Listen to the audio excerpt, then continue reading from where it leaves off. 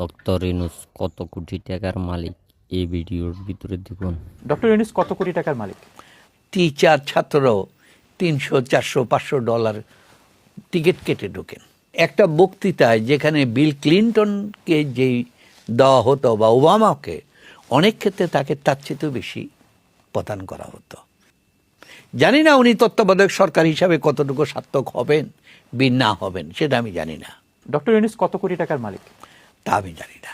তবে ওনাকে আমি এতটুকু জানি যে বিদেশে ওনার বক্তৃতা শোনার জন্য পৃথিবীর সর্বশ্রেষ্ঠ ইউনিভার্সিটির টিচার ছাত্ররাও $300-400-500 টিকিট কেটে ঢোকেন। সুতরাং ওনার একটা বক্তৃতায় যেখানে বিল ক্লিন্টনকে যেই দেওয়া হতো বা ওবামাকে, অনেক ক্ষেত্রে তাকে তার চেয়েও বেশি প্রদান করা হতো। এবং এই কথাটা অনস্বীকার্য।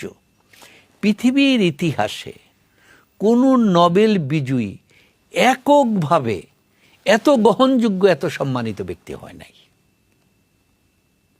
জানি না উনি তত্ত্বাবধায়ক সরকার হিসাবে কতটুকু সার্থক হবেন বি না হবেন, সেটা আমি জানি না।